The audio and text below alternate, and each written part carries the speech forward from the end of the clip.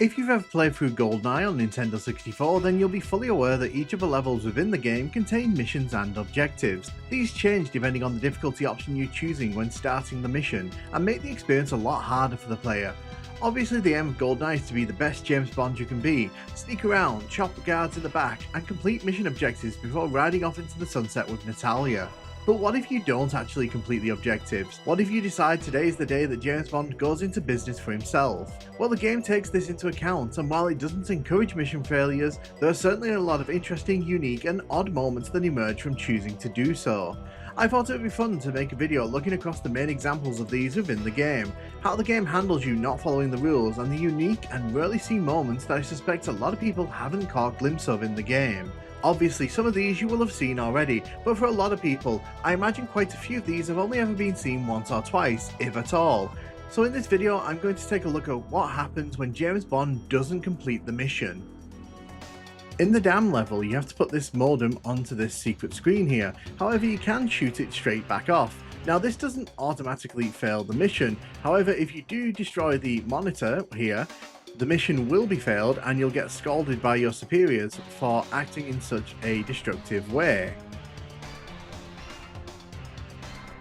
When you head downstairs to complete the second part of the mission, if you are unlucky enough that one of these guards throws a grenade or shoots the computer mainframes in the corner here, you can actually fail the mission. You can see that it's already trying to successfully complete it for us, but if you shoot both of them, you actually get a mission failed state.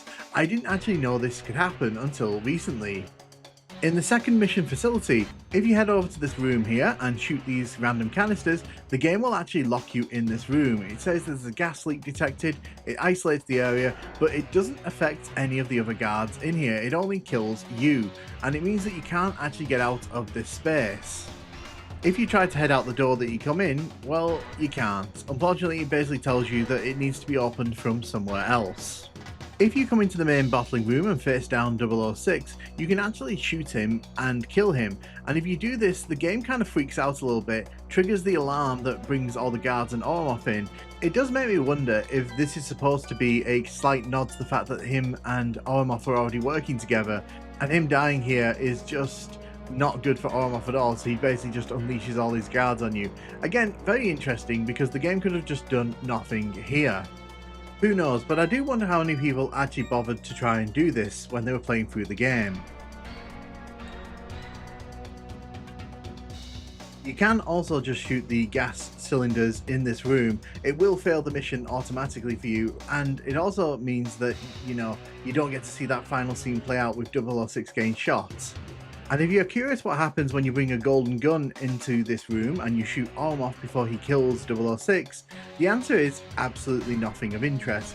You can kill Orloff with the golden gun here, and 006 will basically just stay on his knee. He won't get up, he won't help you fight off the guards.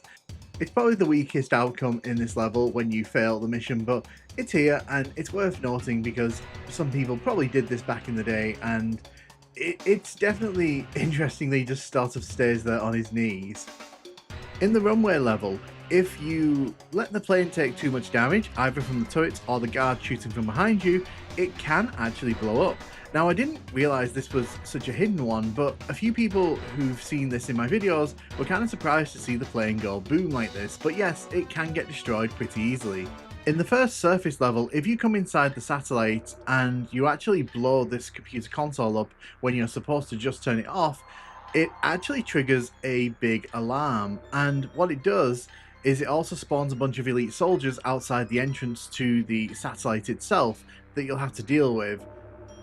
And the funny thing with this one is that in Surface 2 they do the inverse objective, and I'm pretty sure I'm not the only person who back in the day would accidentally mix these up and end up in this kind of situation. Staying on Surface 1 here, this isn't so much a fail state, like you can continue the mission after you've accidentally done this, but it is interesting that it's in here in the first place. If you head over to the helipad and try to enter the bunker through the entrance here, you'll actually find that it's alarmed, and this actually starts spawning in elite guards across the map, so it's definitely not something that you really want to do. In the Bunker 1 mission, if you blow up the mainframes, you'll fail the mission, but if you get Boris to come and try and fix them, he'll basically tell you that there's absolutely nothing he can do, which means you can shoot him with no guilt. There is also a small soft lock on this level. If Boris gets terrified and runs off outside in this direction, you won't be able to get him back inside the building, which means you won't be able to complete the mission. As you can see, once he's headed outside, he'll just run around the top of the building, and that's the end of the mission. You'll basically just want to restart it from here.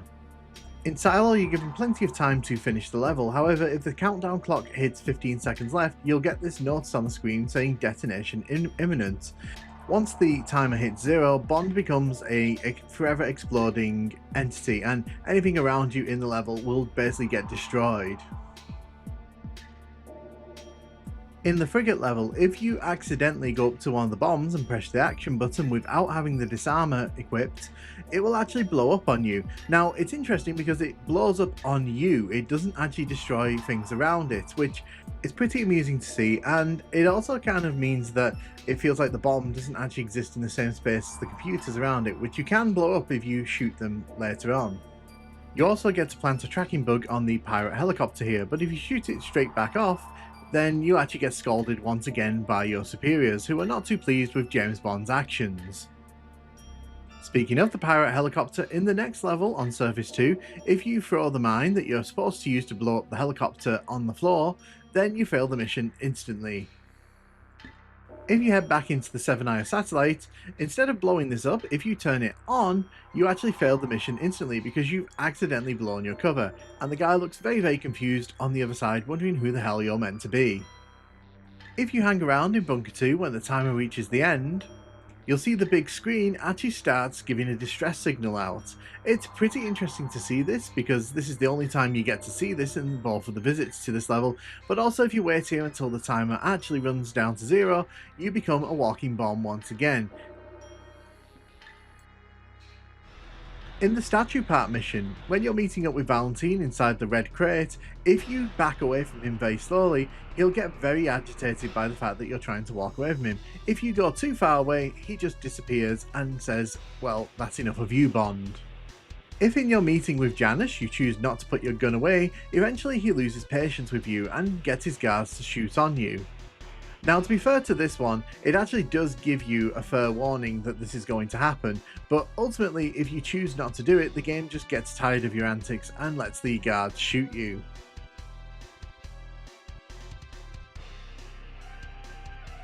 If you're slow to get back to the helicopter, then you get to watch Natalia blow up alongside it. If you've ever wondered what happens on streets if you let the timer run down, well, the answer is you get an on-screen prompt telling you that Orloff has escaped with Natalia. Now, I'm not quite sure how that works because honestly the train isn't going anywhere that quickly. If you push your luck in the final confrontation in the train level, eventually Janice just gets bored of you and Orloff will shoot Natalia in the back. What I find particularly fun here is that Orloff gets left on this side of the gate with you, so you can kill him, and basically his fate is to die in this train carriage no matter what happens. Now in Control we all know about Natalia being shot and dying when she's trying to use that computer, but if you shoot Boris here, which I'm sure many people did on their first playthroughs of this level, you'll find out very quickly that Natalia is not happy with you. When you try to let her into the control computer area, she'll tell you that she's seen what's happened and she's going to go and stand in the elevator and have a massive sulk. What's even funnier though, and quite a nice touch, if you actually follow her back to the elevator, not only does she turn away from you and stand in the corner, but if you enter the elevator, the level just outright ends. I guess saving Boris is more important than saving the world. In the caverns level, I'm sure many people who've played 00 Agents remember this area well. You have to contact Jack Wade on these radios. However, this area is stuffed to the brim with explosive barrels, enemies and scientists, meaning that one stray bullet behind these guards and the whole area goes up in flames, and it's very easy to fail this mission.